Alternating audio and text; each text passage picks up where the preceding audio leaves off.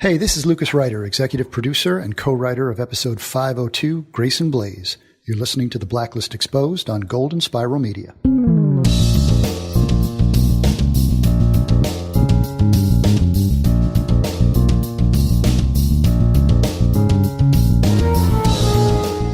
If empathy and rapport is the goal, to get one to tell something that they don't want to tell, then we'll try to do that with our next chat with John.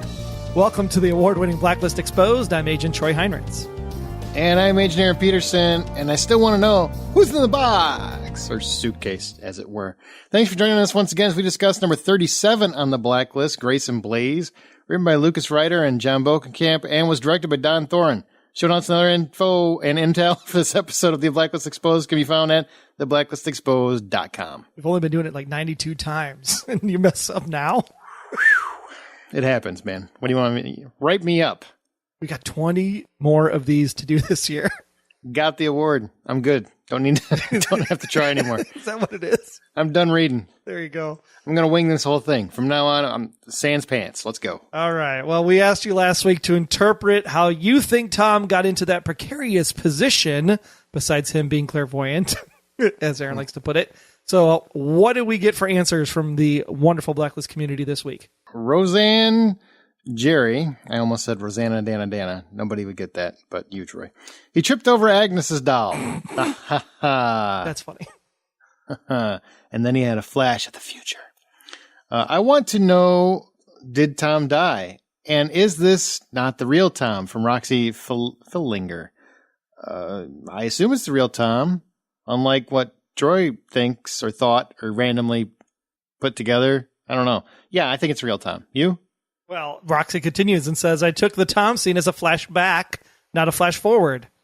So there you go. I'm not the only crazy idiot out there. Hey, nobody said idiot. All right? Don't be name calling. You called me an idiot off air. Well, no, that's a generalization. I was just more like, that's your name at this point. I don't even know. Troy, do you spell it with a Troy, T? I don't know. Heinrichs. I spell it. Yeah, that's right. Okay, Monica says, persons or persons unknown, KGB, CIA, discovered the existence of the bones and sought to silence Tom who possessed them. Interesting. I like that. Yeah, okay. We talked about all the players on the map. There's still more organizations out there. So let's start moving some of that, the whole 2017 war. Let's get back to some of those storylines. Maybe this is it. It is or the Cabal. Or the Cabal. Pretty sure is there a Cabal still? I don't know. We haven't heard about them. Doesn't Red own part of them or in charge of them? We're going to talk about that. That's in my notes, pal. You hold tight. Okay, well, hold tight. Barbara, 6602, and a bunch of other numbers. Someone from Red's past found out Liz was his daughter via Cooper and went to the apartment for Liz, and Tom was there. Ooh. Oh, interesting. We have this new FBI director that's being so pushy.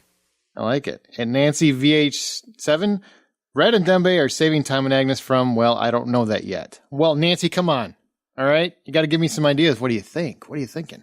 But she goes on to say, Red won't take Agnes's father from her. True. It's a Hobson's choice. You think so? I'm not convinced of that. All right. And at Right tomorrow, I think it's Tom imagining the consequences of giving Liz that suitcase. He knows what it'll cost Red. Now, I do think that's definitely a possibility. It's not a flash forward at all. It's just a conjuring. Flash sideways. Turn inside out. Yep. Something like that. I could see that as an option. Absolutely. There you go. Marta said, I think Tom ends up finding out the ID of the bones, but doesn't understand the dangerous significance of that info. He isn't careful enough with the info, which causes Liz and Agnes and Red to be in the deepest peril they've ever been from old enemies of Katerina.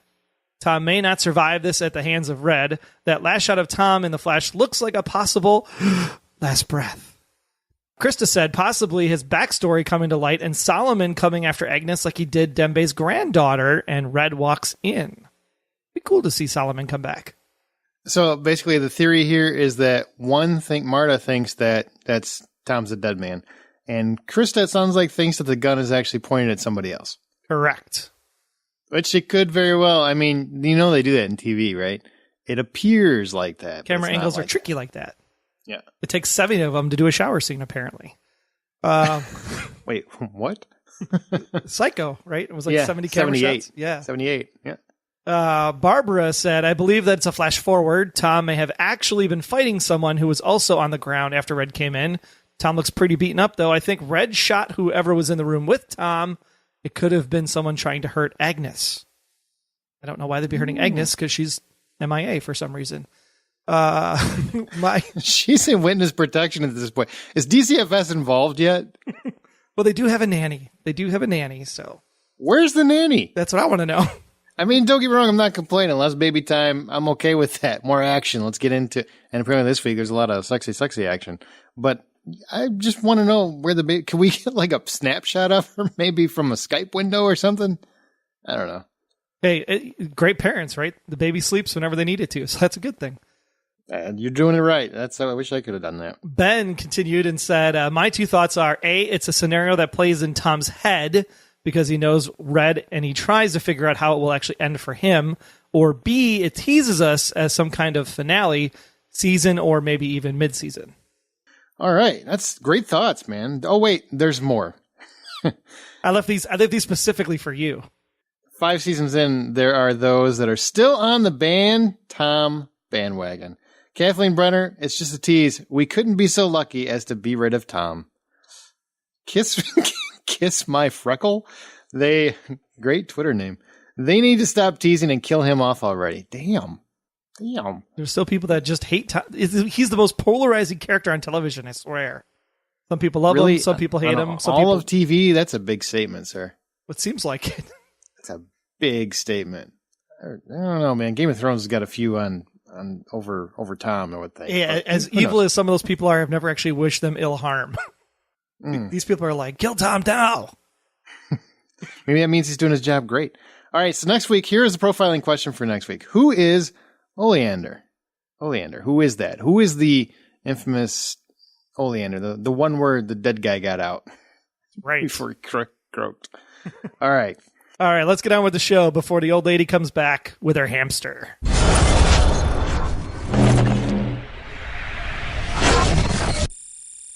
Number 37 on the Blacklist is Greyson Blaise. And before we get into this episode, we need to talk about the numbering here. Yes, we do.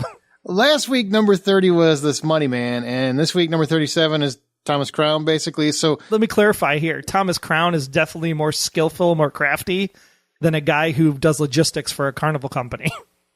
So it almost seems like these numbers should be reversed, let alone even be this high on the list. So are we sure we know what the hell the numbers are for? Because we got a lot of messages and emails and stuff about why was Smokey Putnam number 30, because it didn't seem like he should be that high up the list. And I'm really not in disagreement. I guess I'm confused. But he did need him. Maybe I'm telling you, maybe it's just the value of necessity to Red at that moment. Is that where he fits on the list? Do you have another theory based opposite or any different than you've had in the years past? Well, number 30 is what the market is for Milwaukee, and I know Milwaukee has some interesting characters, so maybe it was just tied that way. What? I could pick on Milwaukee because I'm from Milwaukee, but okay, I'm asking a legitimate question. This is hard news. That's the best I can come up with as to what these numbers actually mean. All I know is that there's like 90 some that are still left that we haven't actually done yet, so the show could go on forever. I'm picturing a dartboard, and number 30 it is. That's what I'm picturing. That's what I'm about. Triple tens this week, Smokey Putnam. Yeah? No? Triple Think? tens. That's where I'm going with. Sure. I don't know, but you know what? It's all going to make sense in the end, but right now I'm having a lot of fun with it. I felt like these guys didn't deserve to be so high, and this guy, I mean, really, he was just Thomas Crown, and kind of a low rent Thomas Crown. I mean, he's no Steve McQueen or Pierce Brosnan. You know what I mean? Yeah, and he's only worth a penny at the end of the day. Ooh, that should make him like 200 or something. Yeah, and you found a cool fact about the Napoleon necklace in this episode. Do you want to mention that? Yeah, it actually is a real thing. So exactly as Greyson explained it in the episode, in 1810, Napoleon divorces the Empress Josephine, and she proved incapable of producing an heir. So he remarried 2 months later to the Archduchess Marie Louise of Austria. I've heard it 3 ways. And within a year, Marie Louise bore a son. So to celebrate, Napoleon commissioned the Napoleon diamond necklace from a Parisian jewelry firm at the cost of about 376,000 French francs. What is that in like US dollars? Like $8? Yeah, something like that. Well, okay. I'm not good with my currency. Definitely a good $12. So that way you can, at least get a meal out of it. Well, that's a fun fact, and I appreciate you finding that because I did not find it. So moving on to the rest of the story, when Red here's the crux of the episode. And once again, if you've never listened before, we break down the basic crux of the episode, and then we move on to characters, and we kind of go through the story as the characters live the events. So basically, Red is apparently still broke, and he's working on growing that operation back. Or is he? Yeah, that's a good question. Do you think he's legitimately broke, or do you think this is part of a ruse? At this point, I think he's just doing it to have fun. He's literally at the point where, man, it's just been like really stressful lately. I just want to let loose for a little bit. So I'm going to go on this I'm broke angle and make people think that, but really it's all just part of my master plan. I kind of don't think he's broke either. And maybe that's not, I mean, he's obviously he looks like he's broke. He's enjoying living off the government dime, but I can't imagine a guy like Red wouldn't have a few million stashed away somewhere. Even, I realize that Kaplan got, $200 million or something. But it sure seemed like Red always had a lot more than that. So, I don't know. I just feel like this is part of a play. I think so too. I'm convinced of it because it's not like he's working. He's still getting money to be able to pay for the wine at the social hour. So, yeah, he definitely has some cash somewhere. There's a bigger game at play. Maybe it's getting funneled through the Cabal, since he apparently is part owner in that. Yeah, I mean, who is paying for the peppers and onions that Dembe is using to saute things? Somebody's got to pay for that. It ain't free. All right, so to do this, to get his operation back and keep Harold happy, he needs to rope in Greyson Blaise, who's an elusive thief. So first, here's the plan. First, they break into an auction to get Greyson's attention, and then Red quickly plans a party in Lake Como, Italy, that he has no idea, apparently, how to pull off. He then convinces the FBI to turn into the CIA as they hop over to Paris to try to steal a Rembrandt painting. Bleh, say that 3 times real fast. Which they cannot steal, so instead, Red is forced to have one created. First thing, I want to ask you, this is episode 2. It's a little lighter of season 5. Again, the theme and the tone are very light. It's almost whimsical in a way, I would say. And it actually felt like they were going for that Thomas Crown feel, where it was very light on your feet and you're seeing Red kind of just dance in and out of scenes. How do you like this mood, this tone they're doing this season? I mean, it opens up with such a great song too, as he's stealing the necklace. I felt very Thomas Crown Affair, very Ocean's 11 kind of feel to it. And the best part about the episode, I think, was the whole tier 3 situation when they break into Greyson's manor and they if everybody start running around and you get the kind of guitar music in the background and Liz is like, oh my gosh, there's a necklace here. I mean, all of that said, I think this was a very fun episode. I'm still trying to figure out if this was just, we have to fill 40 minutes because the real meat of the episode is the last 4 minutes with Tom. Because I don't know how this fits into anything. Not yet, anyway. Not yet. I love this, man. I mean, this really felt more, not so much, I don't want to say season 1, because season 1 was pretty dark in terms of the Blacklisters. But it feels more, definitely season 3A. 1 in terms of, it feels more season 1 in terms of procedural, because it does feel like it kind of wraps up by the end, these 2 episodes. But it just feels lighter. Actually, I don't think this tone has been really utilized in any of the seasons thus far. So it's a very new thing for this show. It's almost like a burn notice kind of thing. And I really like it. I'm really enjoying it. I love seeing Keen. It's having a blast. And she's having fun. She's like she's never had on the show before. And I love that. Her laugh is just, it's just charming. And I just love all that. I love the scene with her and Tom. I just love seeing Keen play like these last 2 episodes and how Megan's been playing with it and having a ball. And her and Spader seem like they're having a ball. It just seems like a lot of fun. Now, I realize Blacklist has never really been fun, but these last 2 episodes, it's fun to watch, but I don't know if I would ever call it a fun show, like a caper. These 2 feel like capers, and I'm really digging it. I love caper shows. Give me caper shows any day of the week. Oh, man, like Leverage. Yep. It's got a little Leverage feel to it, which is a good thing. It's a good thing to me. I like it. Okay, so all of this was in turn to get Greyson picked up. Let me sure I got this right. Greyson picked up so Red could grab his flash drive to turn over to Harold. And what other benefit did Red get on this one? Yeah, so the painting was fake, so that way Greyson gets released, so the FBI can pick up Greyson, and then all he comes away with is the Lincoln penny. Which has it's going to be important, I think, at some point. But it just lost like $300 million of value because Liz took it out of its protective sleeve and touched all over it. And is it worth $300 million? I have no idea what it's worth, but it's worth more than you should be not touching it. You should leave it inside the protective casing. No, I'd be flipping it, trying to decide what number the Blacklist is going to be next week. Turns out it's 43 heads. Sorry, guys. That's funny. Yeah, that's very much what. By the end of it, okay, I have a legitimate question. He wanted the guys to get the real Rembrandt painting, right? Right. That seemed to be the plan. And then she didn't have it, and he actually looked befuddled, like, I can't believe she sold it. She promised she would sell. And then he commissioned Dale, right? Dale's his name? Correct. Commissioned Dale to work up a forgery. Okay. Well, here. So if you, hey, let me finish my thought. Go ahead. Because I lose it very quickly. So if they had actually stolen the original, then he would have the original. Greyson would have the original. He'd be busted by the Italian police, and he would be locked up because they'd have cause. And therefore, Harold would never get him. So that doesn't seem like a great plan in the scheme of things. Unless you're Raymond Reddington and you know exactly where the Storm on the Sea of Galilee painting is. So for all of the Blacklist detectives out there, you might remember this fun fact. Episode 6, I believe it was, season 1, Gina Xanatakos. In that episode, Red actually has the Storm on the Sea of Galilee painting, and he's going to give it away as a wedding gift to Hakeem and one of his many wives.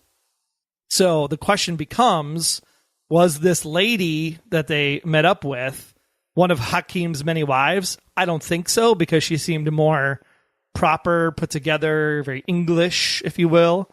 So I think that Red knew all along that the painting was with Hakeem and went to this lady as a complete ruse. What's to be gained from that, though? Like, just to put them off on a goose chase, whatever. I don't know, goose case. That's beer, right? That probably works too. Put them off on a goose chase so that he and Liz would have time to get this building, or what? I think so. I think this was he was going to go to his buddy Dale no matter what, but he had to make it look like he's like, oh man, it's not there? Well, gee whiz, what am I going to do now? Oh, I know. I'll just call Dale. Okay. So he literally ropes everybody along in the episode. It's very much like last week, where he just kind of roped everybody along, and then you're kind of like, oh, that was really the plan? So I think he knows exactly where the Storm of the Sea of Galilee is. It's with Hakeem in his harem, and it was never with this lady to begin with in the first place. Okay. Because we have precedent in season 1, episode 6. All right. Now, either that was a brilliant plan, or Troy just covered everybody's ass with that fine. So whatever works. I mean, either way, it works. It was a funny point too, because in that season 1, episode 6 episode, they're talking of Hakeem. How do you remember that? Did you Google this? How did you find this? No, I was watching it over the summer, so it stuck in the back of my mind. But in this conversation with Hakeem's asking, like, what do the blues look like? What do the blues look like? And Newton Phillips is standing there, and he's like, well, they look blue. So the fact that he was talking about the blues and that they were like coming off the page almost as if they were wet, I thought that was kind of funny. It was a nice little touchback to season 1. Did you go research to make sure it was the same painting? It is the exact same painting. Okay. All right. Season 1, your word, season robot. 1, episode 6, probably about the 5-minute mark. And then I think it shows up again at the 40-minute mark when Liz comes in and is like, you were the one that put Tom in my life and blah, blah, blah, blah, blah. So. Spot on impression. Spot on. I try. All right. Great job. All right. Also in this episode, there is a lot of Tom trying to decipher what's in the suitcase, including going back to Dr. Nick Corporal, Liz's ex, for help with the bones, which I thought that was kind of a fun callback. I didn't expect to be back to Nick, but we have wanted to make sure this dude ain't dead. That's right. We have confirmation. Nick is alive. Nick's alive. Both Tom and Dembe end up trying to find Dennison, I believe was his name, the contact Kaplan set in place for Tom before he decided to poke his ass around. Guy ends up shot and leaves Tom with that dying word, Oleander. I just want to say, I thought he was dead, like just dead. But apparently he was alive long enough to get Oleander out. So the question is, why was he beaten up in the first place when Tom got there? Did Dembe do a number over on him initially before he called Red and said, hey, Red, I found the guy? No, there's no stove there. So, that only works for the other guy. Cooking him a meal. He had the food handy. He had a nice kitchen area. I mean, it seemed like a good location. And this guy's lives in a very tight, kind of quaint apartment. You got to beat him up. You don't have time for that. You don't have time to cook him dinner. But does Dembe pray ahead of time? Like, Allah, let my hands be controlled so I don't beat this guy into a pulp before Red gets here? That was a good point. I did think about that when I watched him. Like, didn't Dembe just say he prefers to do it the other way? Why are we roughing him up? But you know what? I don't think he would be susceptible to food. Plus, he was cohort of Kaplan who just destroyed their entire operation. But it seemed like Red knew Dennison because he said, "Hey, Albert." He called him by his first name. Yeah, he was part of Kaplan's operations. Of course he did. So that makes total sense. So do you buy into the fact that Dembe beat him up before Red got there? Yeah. Before Tom got there even? Yeah, like I just said, it's not the same. Like the other guy, he didn't really do anything to anyone. This guy he was complicit in trying to thwart Red's operation. So I think he would rough him up, yes. Okay. All right. I mean, ultimately, he is the muscle, right? He is the muscle. All right. Well, let's move on to our characters, man, before we talk about what the hell is Oleander. Who is an Oleander? We'll talk about that, too, in a minute. He didn't say who. He said find him. That's a who. Did he say find him? He did. All right. So, but we'll talk about that in a minute. Because music's up first, and as the episode opens on Greyson stealing the Napoleon necklace, we hear a woo by Sophie Tucker featuring Betta Lem. Now that Liz and Tom are reunited, and it feels so good, wink, wink, we hear Afternoon Takeoff by Small Forward. Then as Samar graces the party with her presence while helping the others break in, That Gut Feeling from Tim Juke and the Jack Baker Trio plays, which also features Andrea Triana on that track. It's a lot of tease. Later on, as Wrestler and Dale show up with the painting, we hear Say I Wanna Know by Nick Waterhouse. And then as all hell breaks loose, since we're at Tier 3, people, everyone scrambles to Power, the Voodoo version by King Britt and Sister Gertrude Morgan. A lot of songs in this episode. A lot of songs, a lot of music. All great songs, too. I was listening to on the way home today. It was pretty good. Is you? Were you getting a little on? I was. That's my impression of it. Way better than your Liz impression. That was my impression of a disco club. There you go. Except I'm old because I said disco. Let's just move on from that. All right. Greyson Blaise. My disco club is Paul Anka playing, but that's different. Oh my God, man. That's some dignity. All right. He felt greatly like a red herring, I thought, most of the episode. Did you agree? No, I mean, I think the character is cool. I think the character is an interesting guy. I think he's definitely a player in the world of the criminal empires as things progress. So no, I don't think he was a red herring at all from the episode perspective. I still want to know what his purpose was and what did they actually get on the flash drive? Because I would think the flash drive would have been what Red was looking for in order to rebuild his empire. But maybe it was that the booklet of stuff he was going through and he like found a name or a person or something that he memorized before he said throw it in the microwave and burn everything. But no, I think Greyson is a cool cat. I think that's somebody that would have been great in the operation, to be quite honest. So I'm surprised he turned him in. Maybe he just wanted to take over. I'm very surprised too. I mean, it is possible that he replaced the flash drive or took off the information he needed from that flash drive. I think that's a possibility. But it really felt, because he turns almost everything over except that penny, and we don't know what the use of that penny is. I feel like, to me, that I needed more information as to why is this guy important, because I didn't get a good feel for why he was important by the end of the episode. Is it us because it's like season 5 now that we're examining it this way? I mean, when we got the key from Pepper, we weren't like, what's the key for? Like, what's it going to open? We weren't questioning it then. Well, yeah, but a key opens something. What's a penny do? It flips. That's it. It's literally there as bait so that they could get the whole penny for your thoughts line out. Oh, dear Lord. That's possible. Yeah, that's possible. But a penny isn't really, it isn't getting me, it's not a key to a lockbox. It's not a combination. It's not Oleander. It's not something that gets me intrigued as to what could that be used for. To me, all I saw was, all right, it's probably worth some money, so maybe that'll get him some capital. That's all I got from it in that respect. I mean, I've really loved, don't get me wrong, I love this episode. I think it's a blast. But that doesn't mean I can't question some things. And the penny thing, maybe it'll obviously come into effect later. But as of today, as of right now, I'm confused as to its purpose. And if this episode had a purpose or if it was more like a one-off. He really wanted a piece of gum from his gumball machine in his secret hideout that was off the grid next to his Miss Pac-Man machine, and he ran out of pennies because he's broke. So he needed a penny to get a piece of gum. That was a really long and bad joke. Okay. I feel sad for you, so we're going to move on. At least it was in the show. At least I'm trying to reference something in the show to make it plausible.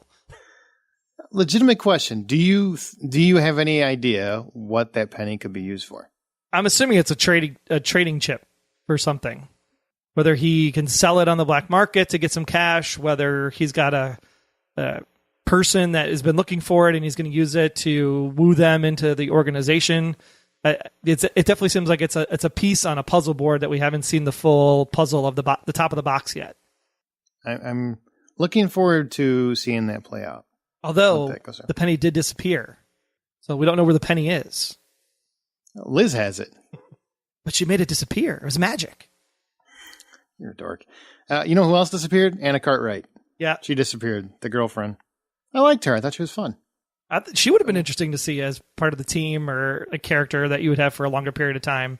I kind of thought it was going to be a bait and switch. That's what I thought. I thought it was going to be she's the important target, and I was wrong. I was waiting for that the entire episode myself.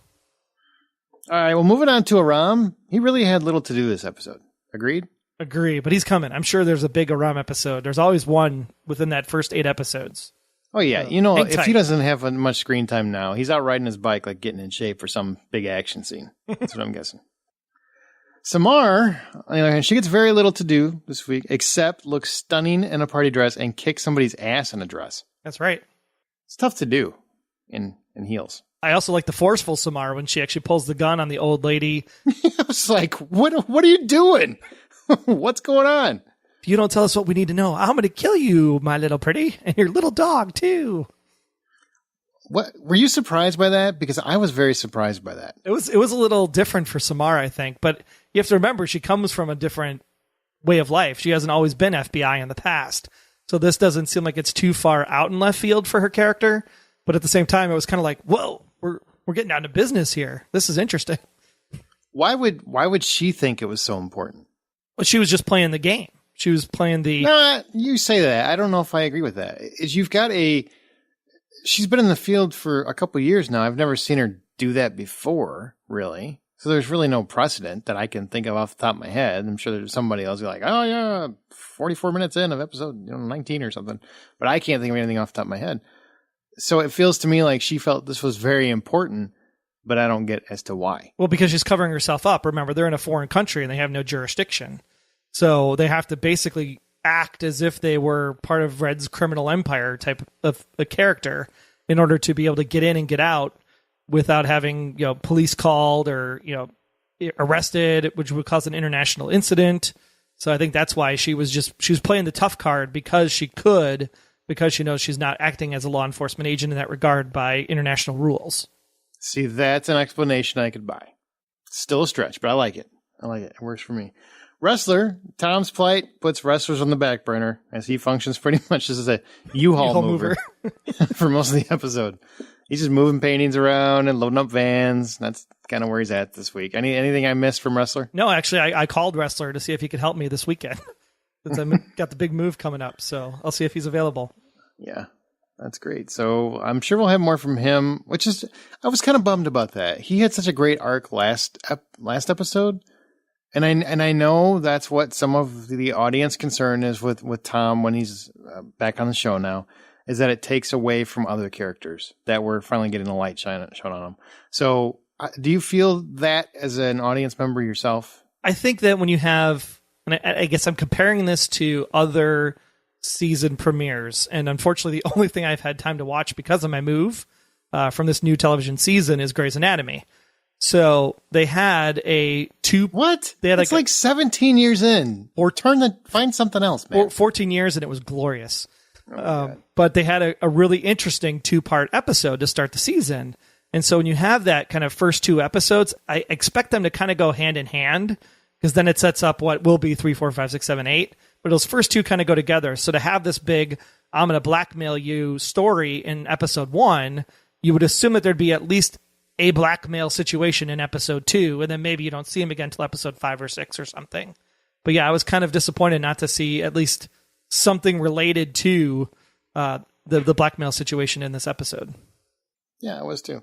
It was very interesting. I was really excited about Rustler's storyline. It seemed very. I know it'll be coming back up. I was just kind of surprised that it kind of went on the back burner so quick. Right. But there's only so many characters that they can rate There prominent. are only 44 plots. minutes in an hour. There's only 44 minutes in an hour. We have a new player that can whip up fake paintings in 22 hours. So why 20 hours? He said it. I could get it done in 20. Okay. So why didn't Red just start with this guy? Like, why didn't he already have it ready to go then, I guess? Yeah, that's the big question. Like, you have to buy into this whole concept that Red knew that Hakeem had the painting and this lady was just a ruse. But then when you get to this situation, it sounds like he really thought the lady had the painting and therefore he was really in a bind. Because that's what I keep saying. I know. You don't believe me. It's confusing. I believe you. I find it confusing. I don't know which side of the coin to believe. Coin. I see what you did there. I would assume that you'd have this guy on speed dial and say, hey, start making a Rembrandt because I know Rembrandts are hard. I'm going to come find you, but then you got to play along or something. But it seemed like he truly walked in and was like, oh, no. I need it in 24 hours. And he's like, I can do it in 20. Okay, that's sure. my point, because the whole time it seemed like Red was surprised. I mean, you made your whole big, long speech about the first episode or the first season or whatever. That's great. And it sounds legit to me. But he seems legitimately shocked. Yes, he does. He doesn't seem like he knows this fact at all. So to me, it really feels like this plan just didn't go according to plan, which means the end game wouldn't make any sense. That's where I get confused. As much as I like this episode, this feels like one of those little loopholes to me. Or it's one of those things where it was like, oh yeah, we brought that up at one point in time and we kind of forgot about it, so we had to kind of write around it. And it's possible. Yeah. I mean, I don't know what the answer is. I just know that there's a missing cog in this wheel, and that painting is right at the middle of it. Now, Red said, though, that he was pissed off that she got rid of it and that he wanted to, because she agreed that he would broker the sale. So maybe when Hakeem, with his many wives, was done with the Storm of the Sea of Galilee painting, maybe Red did broker a sale to go from Hakeem to this lady. So that is possible that it did move hands in between season 1 and season 5. In which case, then Red would be shocked that the lady doesn't have it because the lady reneged on the deal by not letting him sell it again. All right. I'm just helping the writers out explain it away. Whatever works for you, man. Whatever works for you. Because it is confusing. It's confusing. I mean, it's not something I really. Ultimately, this is capers. There's always a hole in capers. It really feels like there's always some thread that doesn't necessarily connect right. And they probably connected it, and we just right over our head. Very possible. And I'm sure the listeners will be more than happy to point that out. You guys always do. So have at it. Let us know where we missed something. That would be great. Let's move on to Cooper, man. He's getting fired up about Red breaking protocol and making him fund this nonsense. Do you think he's ever going to put his foot down?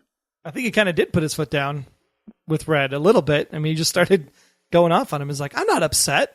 Let me tell you a few things that's going on, but I'm not upset. Red's like, I think you're upset. Or I could have sworn you were upset. But then Red threw him the bone and all was well because of the painting thing didn't work out. But at the same time, that's exactly what Cooper wanted. Like, Cooper walked in and said, do you have an office? Well, I gave you a blacklister. Why do we need an office? So he is doing the things that Cooper is expecting of him. So maybe Cooper should back off a little bit. No.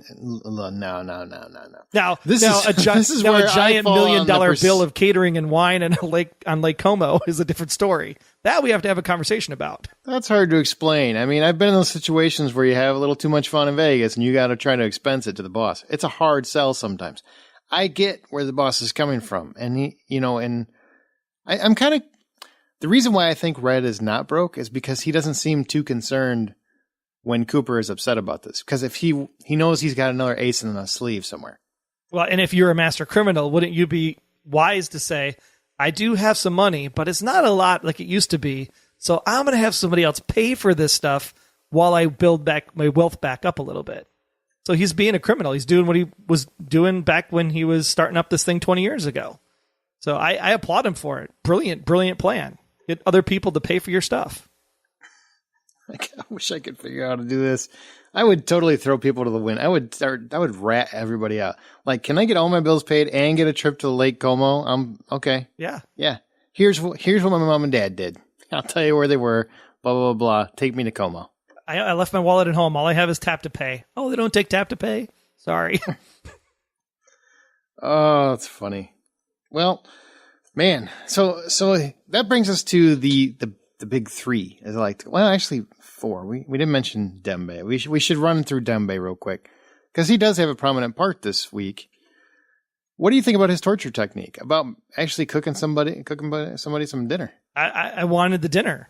I wanted to taste what he made. It looked like he had the knife skills were great. The seasoning was spot on.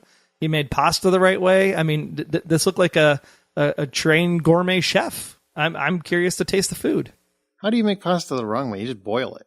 No, you cook it. You cook it too soon. Like if the other stuff isn't ready, you got to get the pasta out at the right time so that your vegetables and meat, like it all has to be timed perfectly. Otherwise, if the pasta sits out, then it gets dry and crispy.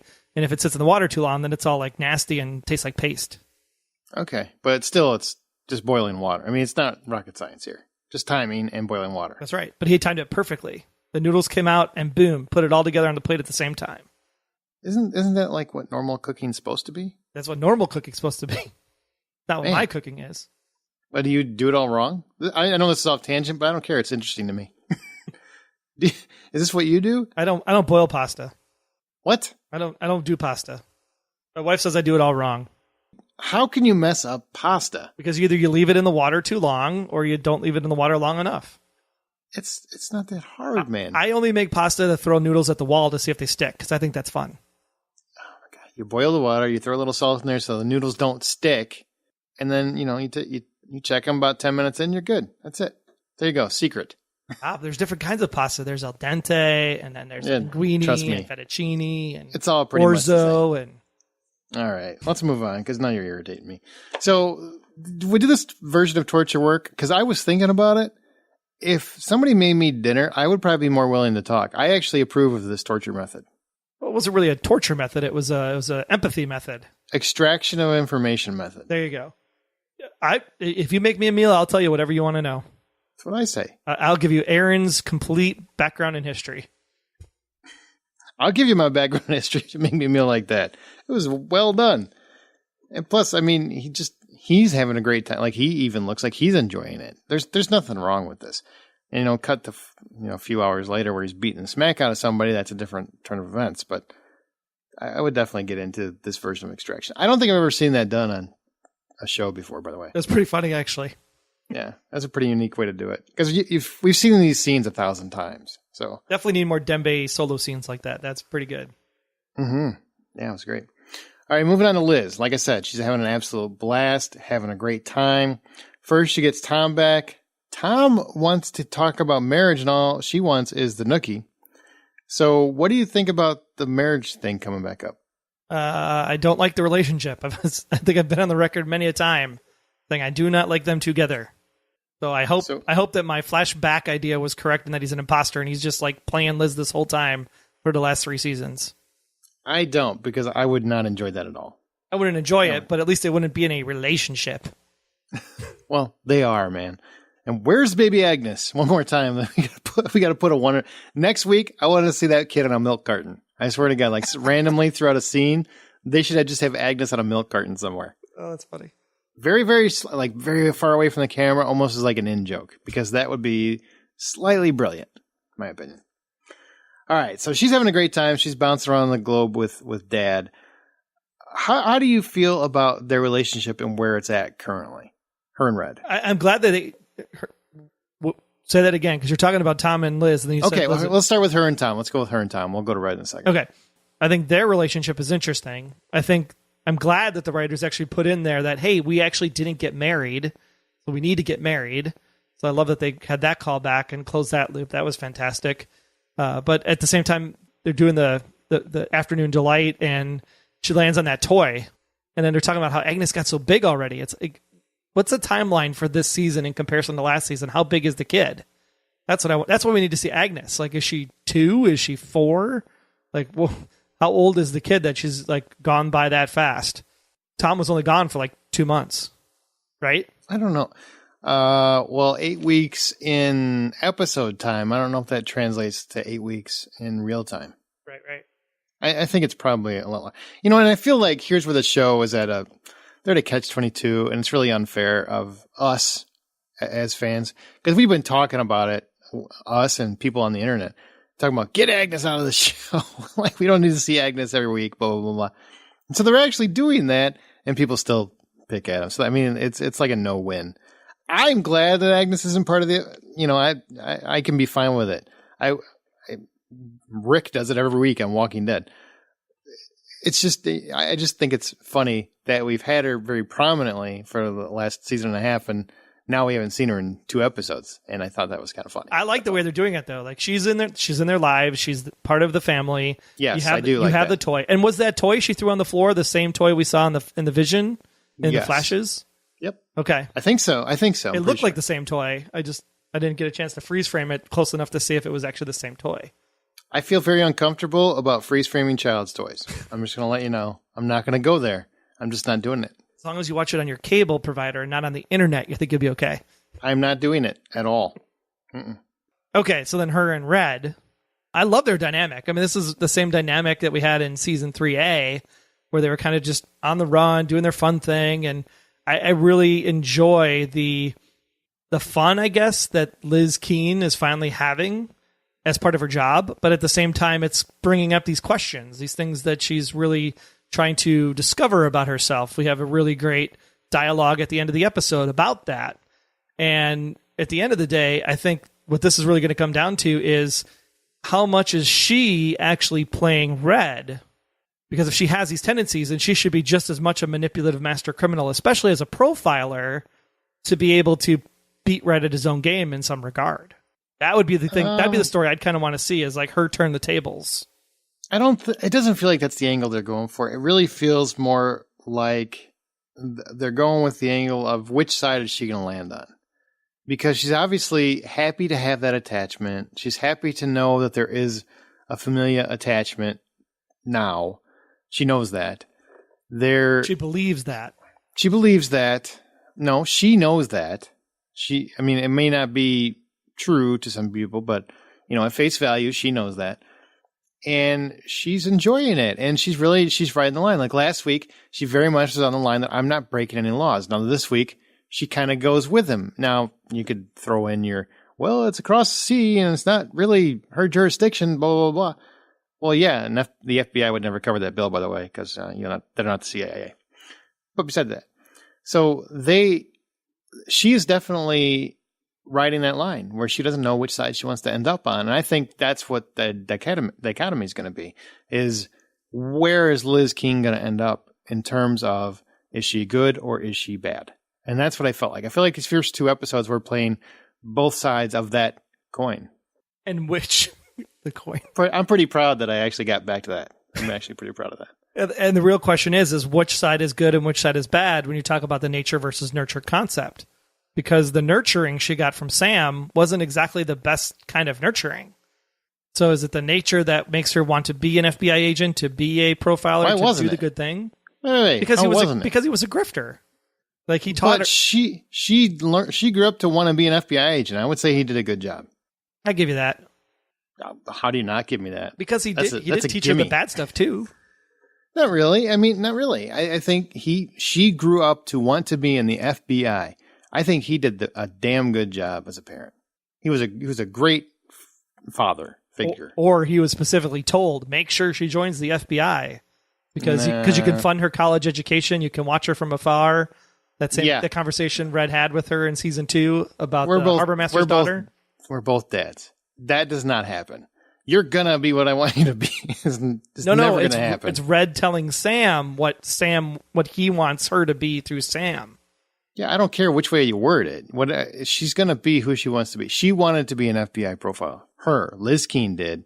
That's the reach I'm not willing to swallow. She also wanted to marry Tom, but realized that Tom was planted by Red all along. Okay, you just keep talking, and you're not actually listening to the words you're saying.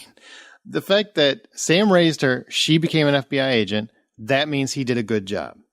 Red is bad. So basically, the dichotomy is FBI side, good people. Red side, bad people. So where is she going to end on? Where is she going to land? That's what I think this portion of the season is so far. Agree on that. You sure? Because you just spent 10 minutes saying all kinds of other stuff that I don't even understand where you're going times. I just don't know if the nature and nurture are two different things. That's what I'm saying. Her nurture has been surrounded by criminals. There are people that just threw their podcast player in a river. I'm just saying. It could be the same thing. It could be silence. the same thing. Such awkward silence.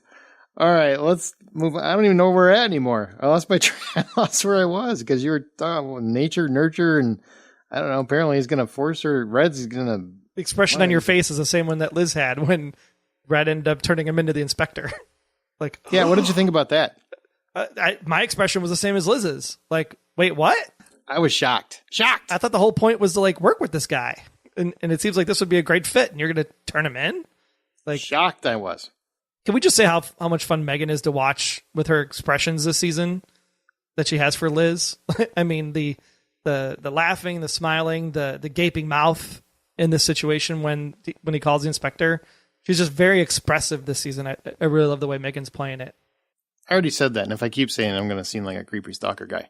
But I did love how she played it, and I really enjoyed when they got to the mansion. Both of them were having an absolute blast, running through their barking orders and acting like they were someone else. And I think Liz Keene is enjoying that lifestyle, especially now that she feels like, okay, I have a connection. I get why you did all these things for me, and now we're connected. I think she's going to go dark. I think she'll go darker before she goes lighter. Do you see this as, because people have complained about the character in the past, as a flip-flopper in terms of where she was in her dynamics? No, I don't necessarily agree with those, but yeah, neither do I. But it was fair question. Well, but it's the same thing that we've talked about. Like everybody complaining about, we want Agnes off the show, and now she's off the show, and everybody's like, "Where's Agnes?" It's the same thing. People complain Liz is a flip flopper. She's with Red. She's not with Red. Can she just be with Red? Now she's with Red, and people might start to be like, "Well, I don't really like this Liz." Okay, so moving on from Liz, let's go to Red.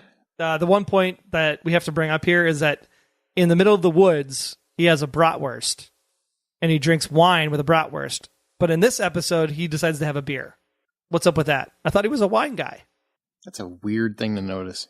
It's a weird thing to be singing Michael Come Row Your Boat Ashore and eating a brat in the woods, too. But just saying, this episode, he was drinking a beer when Cooper came in. He's enjoying all of the things that he can afford right now, which are a red Solo cup, a bratwurst, wine, and beer. That's what he can afford. He's like the rest of us now. I told you, like last week, this is the first time I feel like I'm richer than Red Reddington. But then his wine would be coming out of a box. Nobody really does that, do they? They drink wine out of a box? A lot of people do. Is it any good? No, but it's cheap. Kind of like Mad Dog. I used to drink a lot of that. That ruined a lot of weekends. In fact, I don't remember most of them. All right, so what does the Greyson scheme truly bring him in your eyes? We talked about that a little bit, but do you have an answer yet? No, because he turned over the flash drive. If anything, it would be on the flash drive. We didn't get a whole lot. I mean, we started the whole auction thing started with the penny, or the whole coin collection. But he only takes the penny. It's like the whole collection of Berlin photos, but he only takes the one photo of the girl. So, I mean, the penny's got to be it. I just don't know what for. Unless it's a bargaining chip or it's to complete somebody's prize collection. I'm going to make up a name like Rudolph or something in Scotland. Like needs this one penny for his collection, and because I got Rudolph in Scotland, I now control this river waterway or something.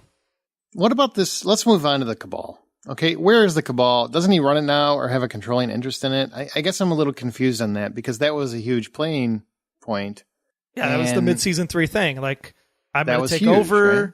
You're going to exonerate Liz. Basically, I'm going to be your boss. And then she dies at the end of season 4. So if the head of the Cabal is now dead and Red is supposedly in charge of her, why hasn't people been calling Red going, hey, what do we do next? What's up?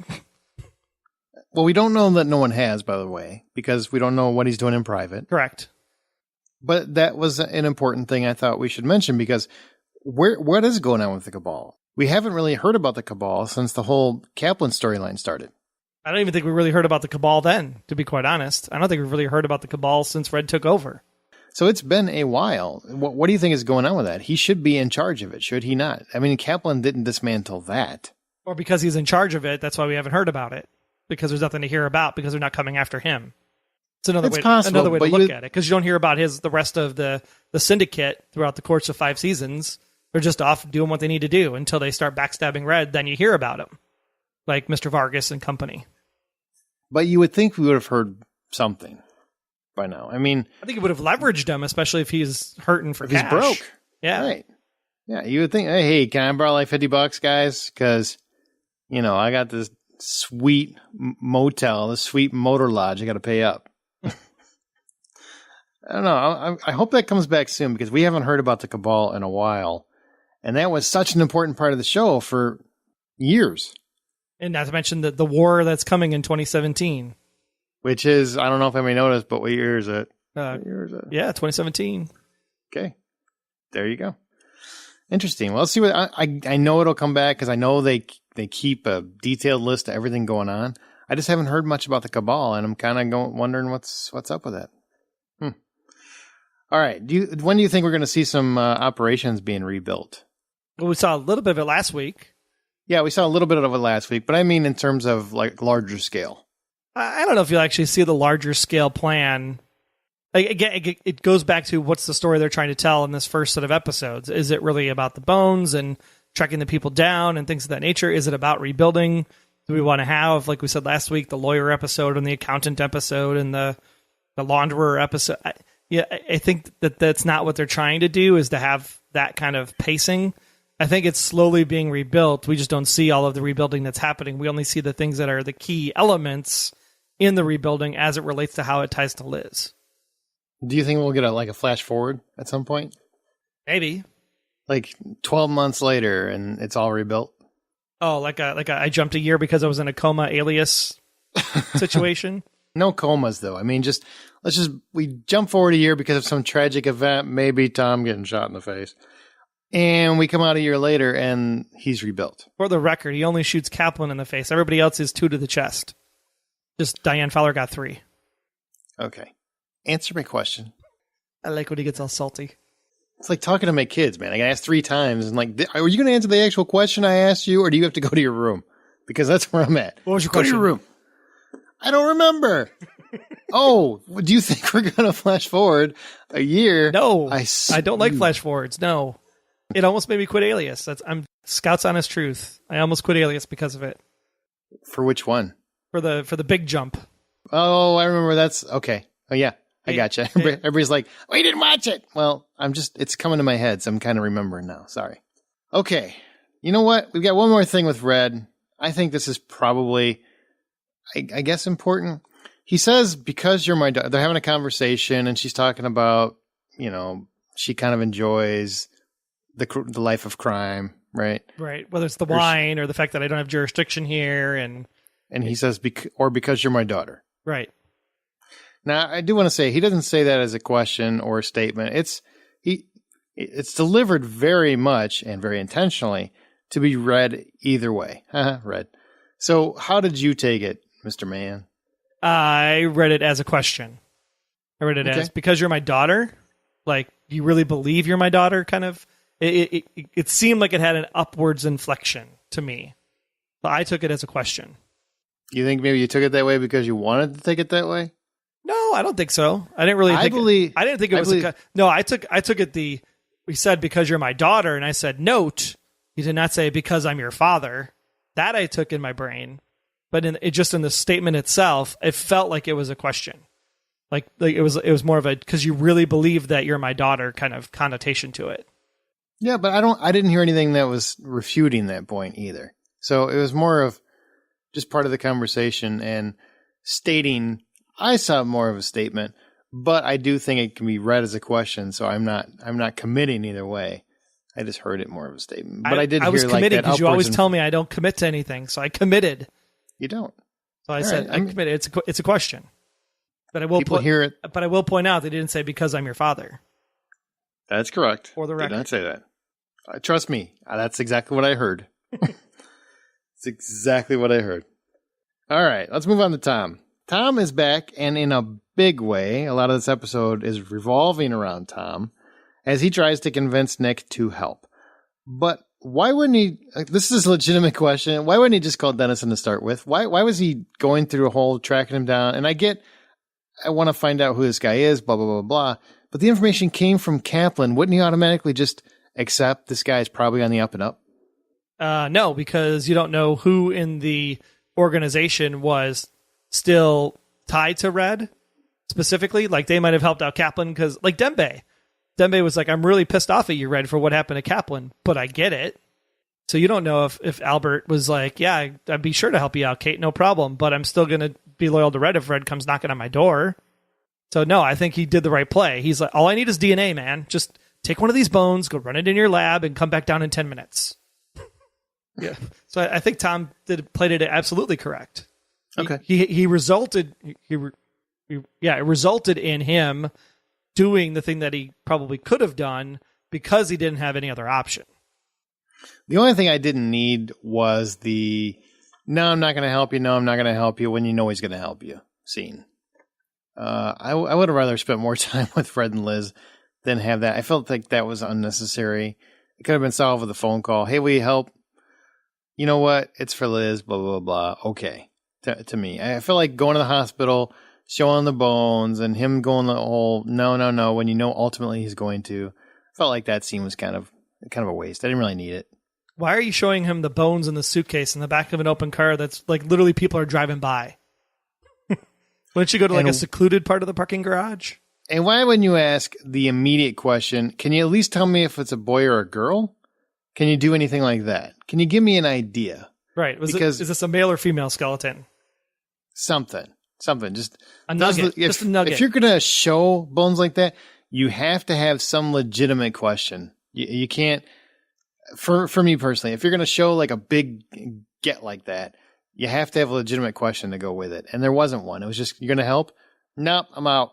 All right, see you, bro. I mean, that just didn't work for me, especially when he called back like, all right, I'm in. But to be fair, they did answer the big question. Is Nick alive or dead?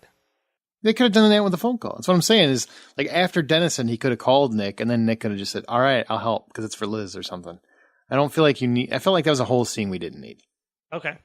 So I would have rather had something else there. Like a ROM doing some schematics or something would have been more interesting for me, personally. So, but now that he has this info, because he went and saw Dennison, and we get this information that we're going to mention in a second. That's the last thing. Now that he has this info, what do you think is going to happen next? What does he do with it? Well, he's Tom. He's going to do what he has to do to figure out who this Oleander person is. I'd assume he's going to come look for a ROM and have a ROM do some spy hunting for him on the backside. I'm curious. Oleander is a poisonous plant grown as an ornamental. That's one thing it is. And then it's also a German horse race. It's a place in Fresno. There's a few different variations of it. So I'm kind of curious where that's going to be. It's a grunge band too. We didn't know that. I did know that, actually. Fun fact. Yeah. And it's a coming of age novel by White Oleander by Janet Fitch. So we're running all these by in case any of these are sparking some recesses of your human mind, telling you what this means, because I want to know what it means. What do you think it means? Do you have any idea at all? Or just to him? Here was my one complaint of the episode, was that when he says, Oleander, like, you got to find him. I'm like, oh, man, come on. Like, it would have been cool if it was just Oleander. And you're like, what is it? Who is it? Is it an it? Is it a thing? Is it a plan? Is it a blah, blah, blah? You could add like a whole bunch of conversations. But the minute you said find him, it's like, oh, well, we know he's a person now. So it kind of takes out the fun of the profiling question a little bit. Because we already know it's a who. And we know it's a boy, a male. Oh, he said him. I'm banking on you for that one, because I actually didn't hear that. I was too busy focused on what's an Oleander. Is that the thing that you drain pasta in? No, that's a colander. Not the same thing. Okay. That was horrible. Pasta. That was Dembe horrible. ruined me. Dembe ruined everything for me. That was not horrible. It's just because you're not funny and you can't understand. That's terrible. You're such a dum-dum. All right, that's all I got. I think we'll find out about Oleander soon. Really? Colander. We were talking about pasta. It connects. See? Oleander? God, whatever. Whatever. We're done. Let's move on to Red's Rhetoric. Yeah, we'll be back right after this. Hi, I'm Brian. And I'm Adam. And we host the Star Trek Discovery podcast, part of the Golden Spiral Media Network. Every week, we break down each new episode of Star Trek Discovery, a brand new series in the Star Trek franchise, available on CBS All Access in the US, Space in Canada, and Netflix everywhere else. We analyze what happened, what we think will happen, and how the show fits and doesn't fit into Star Trek canon, and go through listener feedback. You can find us at StarTrekDiscoveryPodcast.com and subscribe to us in Apple Podcasts or your podcast app of choice. And join our community. Our Facebook group is at facebook.com/groups/Star Trek Discovery Podcast. Live long and prosper. Hey, Dembe loyals, this is Hisham Tawfiq. Always remember that you are breathing for a reason. You are listening to Blacklist Exposed on Golden Spiral Media. Welcome to Red's Rhetoric, that part of the show where we play two scenes from this week's episode of The Blacklist, and then you get to vote which is your favorite over at theblacklistexposed.com. Just look for the post for Greyson Blaise. Last week it was a close one, but with 52% of the vote, hashtag Red Butter did slide its way to victory. Our first clip this week comes with a history lesson about Nancy Reagan. Oh my goodness, look at those Gawan vases and that flatware. Did you know Nancy Reagan, she could dress a table specifically for that night's guests at a moment's notice. Russian silver for tea with Gorbachev, Italian silver staghead stirrup cups for a last-minute supper with Sinatra. Can you imagine? Sinatra? I can't imagine. Let's find a paddle card in a catalog. I'd be lying if I said I didn't enjoy dickering over an heirloom now and then. Our second clip comes as Red diverts Grayson's focus with some film history and some bubbly. Welcome. Raymond, it seems like the rumors of your demise have been exaggerated. Fake news, curse of our times. So where's this painting? I have absolutely no idea. So many rooms, so many masterpieces. Let's wander. I'm sure we'll stumble upon it eventually. Cheers. I'd be a completely silent partner. Harold Lloyd hanging from the clock tower, risking all, saying nothing. That's an interesting proposal. My goods run through your ports. If I'm caught, you disavow. If I'm not, you get 5% of the profits. 10% and you have a deal. If you show me the paint. Yes. Of course, it looks even better if you've got a glass of champagne in your hand. Where is that young girl? Which one was your favorite? If you like dickering over an heirloom, vote hashtag Red Paddle. Or if you think art looks better with a slight buzz, vote hashtag Red Champagne.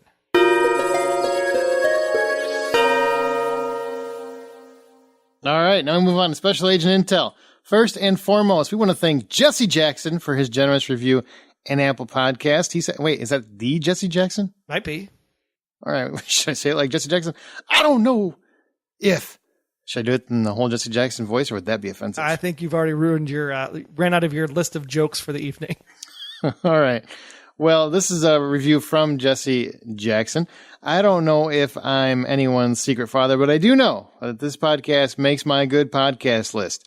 I hope I didn't ruin it for you this week. A great discussion about a wonderful show. Take your hat off, pour out a good drink, and enjoy the show. If you are enjoying the podcast, please open up the podcast app on your iOS device and leave us a review of your own. Or if you are on Android, just comment on your very own Blacklist Exposed app in the Google Play Store. We also promised that we would report back on the mystery of the Wagoneer. And it is confirmed in both episodes that Dom does indeed drive a Wagoneer. Dun, dun, dun. So what does this mean, kids? It means the Wagoneer was popular in the 80s. We know that because I'm pretty sure that Clark Griswold drove one. Dad's Wagoneer is a comment about all dads. He doesn't say my dad's Wagoneer. He says just dad's Wagoneer. Again, the lexical ambiguity stuff plays a factor. Okay, potentially. Very true. Dom is Red's dad, making him Katarina's brother. That would make Aaron happy because that would be hashtag Uncle Theory. I've said uncle for the longest time. That's my personal theory, is that he is the uncle. And he had plastic surgery to look like Red. Didn't necessarily say it was Dom's son, though. All right, but I just said, Right. He's the uncle. He's the uncle. The last one, of course, is Dom is Katarina's dad, making Red Katarina. Which is my theory. Which is his theory. I think everybody knows that on the planet Earth. As they should. He walks into Walmart and he's like, I think Red is Katarina. That's really what he does. That's a true story. It's hashtag mother theory and hashtag Red Arena. I saw was going around now. I thought that was pretty funny. Red Arena. I love all these people that oh yeah, I've been saying that for years. Really? Because I didn't hear you saying it for years. But okay.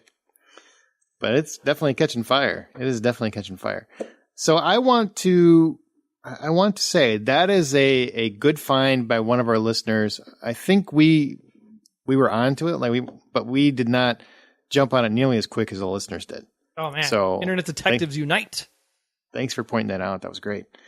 And turns out that old Dommy, he's got a Wagoneer. Still does, right? Still does. As far as the end of that first hour of that two-parter. He pulls up and the Wagoneer is sitting right there next to the garage, between the garage and the house. So, can't be a coincidence, can it? I mean, can't be a coincidence. It could be a production budget. I mean, I'm the one that's like talking people out really? of this. Really? The Wagoneer is going to be a production budget thing? Well, because remember, Red has a conversation in season 1 with the cowboy, and he says, my dad drove a Cadillac. Now, he could have had a Cadillac and then traded it in for the Wagoneer, potentially.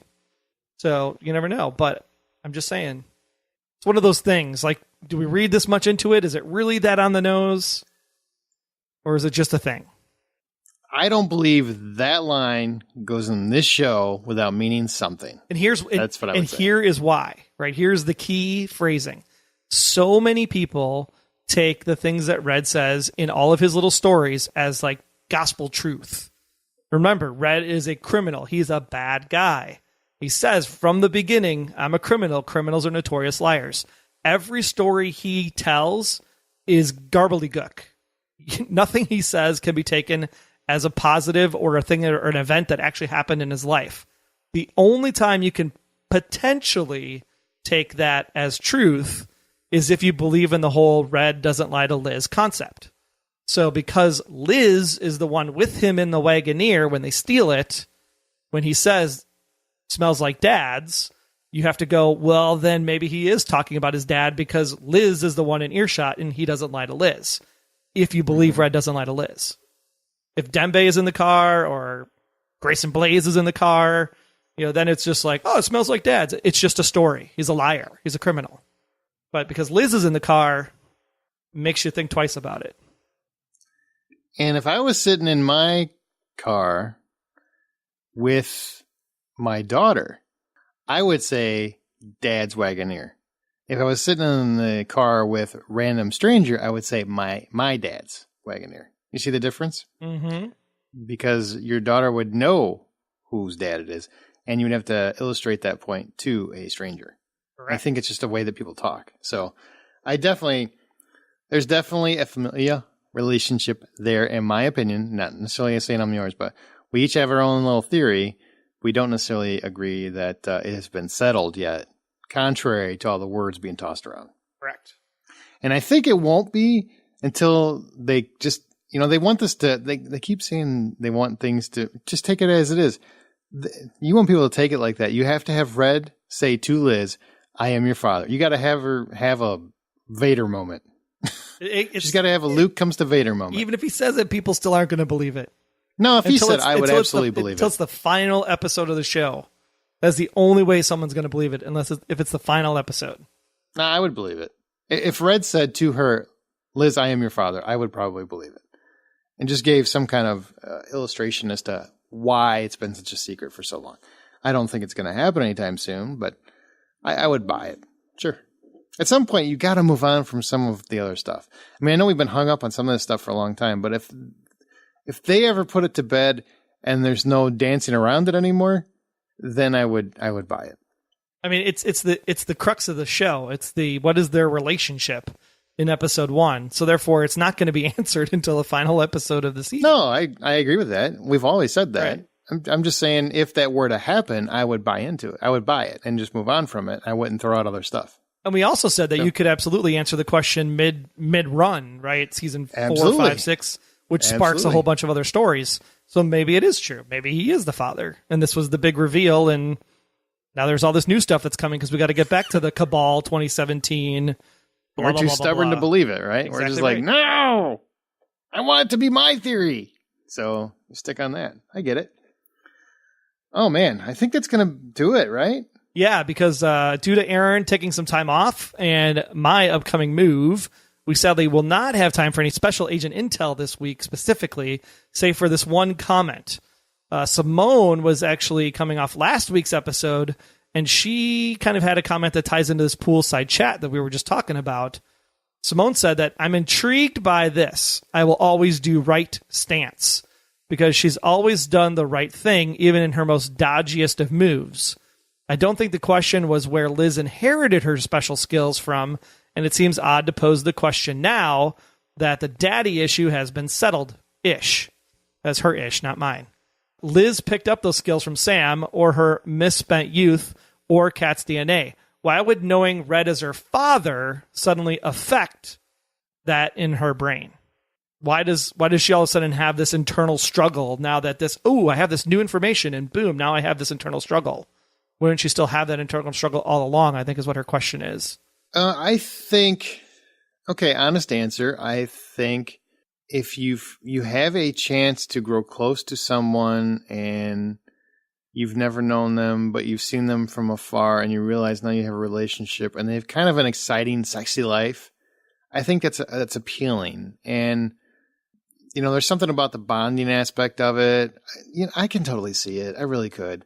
It's kind of like when you're young and you got that cool uncle and you might be a little bit of a rebel and you hang out with him. So you do a couple things to emulate him because you're just happy to be hanging out with him and you're glad that he's, you guys have a bond or something. So you do things that you normally wouldn't do. You might grab a couple you might, steal some licorice or something out of the dime store. That's a really old reference. Not nearly that old. I'm just, throwing that out there. Licorice or a dime store, because both of them seem old to me. But yeah, well, I watched a lot of Andy Griffith when I was a kid. I don't know what to tell you. So you do those things, and I think because you have that relationship and you want to be closer or feel like you're as cool as the person you're with. So I could totally see that. That's my reasoning. all right. Great to see the scar again. Oh, yeah. Forgot about that. Yeah. Good catch. Good call. Thought twice. Man. Oof. And this is the second episode, I think, of the podcast we've had to do very, very close to air date. Yes. So, Recording literally after seeing the show. Yeah. So if it feels like we've kind of stumbled here and there, that is why. It's because it's been a crazy couple of weeks. We should be back in order next week. Correct. So, yeah. So, but we will cover up on any weird random theories, conversations, combining these two episodes. We'll do all that at the top of the show next week, just to make sure we get everybody covered. Yes, we will. So get some exciting feedback in the Blacklist Exposed group. I think it's going to do it for this episode, though, right? It will. I don't really have anything else to talk about this week. Let's blaze a trail out of here. I do. Dad joke. So here, I do want to say, we kind of critiqued a lot of things in this episode, but I still want to say It was fun. Yes, I love this dynamic in the episode so far. I think they're having a good time. It's our job to look at it and try to go through what we loved, what we didn't like, what we, kind of loved. So that's what we were doing. I love this dynamic. I think it's great. It's a lot of fun. It's almost like reinventing the show to some degree, and I think they're doing a great job. I agree 1,000,000%. That's a lot. Because you always yell at me for doing 100%, so I picked a different number. Can I mention as we close out, I am very proud to announce, if you listened to last week, I gave you that really long, sad story about how we won the Blacklist award, and I got on stage, and everybody practices that speech they never expect to give, but then they get on stage and they can give it, and then I didn't thank my mom. Guess what, Troy? In like 6 times of being nominated for your Hollywood Outsider podcast, you finally won an award, and you remembered to thank your mom? That was a really, really harsh way to say that, but yeah, Hollywood Outsider won. And there's 2 major podcast awards every year. One is the Academy of Podcasters, which we won for the Blacklist, and that's by our peers. And there's the People's Choice, it's decided by the Peoples. And the Hollywood Outsider, the other podcast I do, won that one. And this time I did remember to thank my mom. Boom. Because your acceptance speech was pre-recorded, but whatevs. Hey, you know what? It doesn't matter. I got to thank my mom. And I actually get to watch it because I couldn't be there, obviously. You get to watch it with your mom. I got to watch it with my mom, which is even better. Even better. So just wanted to share that. And I appreciate all the people that were saying, nice things. And also, how could you forget your mom, you son of a bitch? That was one that I got, and I thought that was pretty funny. So kudos. I can't remember who sent it, but kudos to you because I laughed pretty hard. Well, if you want to hear more of Aaron, which I don't know why anybody would, but go listen to The Hollywood Outsider at thehollywoodoutsiders.com. It's another great movie podcast if you're interested in movies and TV from time to time. And this past week, we had all ladies on. We turned the mics over to some friends and let them go crazy with the show. Took the week off because we won, so we took the week off because that's how we do it. And because we're really busy. Yeah, and we're really busy. That's exactly why. That's going to conclude this episode. Be sure to follow us on Twitter at the Blacklist GSM, where we try to live tweet during the East Coast feed, starting again next week, and we use the show's hashtag, The Blacklist. Don't forget to follow us on Tumblr, Instagram. We're doing some new things this year with audiograms, so if you're liking those, let us know. Also, join the Facebook group. Just search for The Blacklist Exposed. Talk about the show, the podcast, or your favorite pasta recipe. You can also subscribe to the podcast on Apple Podcasts, Google Play Music, or your favorite podcast player of choice. You can even listen from the website. But if you are really on the go, make sure you download our app for iOS and Android powered by Spreaker. You will also find all the intel and analysis about this episode for Greyson Blaise by visiting theblacklistexposed.com. Big thanks for listening, and don't forget to answer our profiling question, how did Dembe make that pasta? No, that's not what it is. It is, who is Oleander? Ooh. Thanks, guys, for listening. Have a great week. See you later. Until next time, I'm Agent Troy Heinritz. That's at Troy Heinritz on Twitter. And if you want to learn more about me, just visit, about.me/Troy Heinritz. And I'm Agent Aaron Peterson. You can hear me talking about movies and TV on the Hollywood Outsider podcast, as well as Remake This Movie Right. We are available at thehollywoodoutsiders.com or on Twitter at H_outsider. Be sure to subscribe, download the app, submit your feedback, but most importantly, keep yourself off of the Blacklist.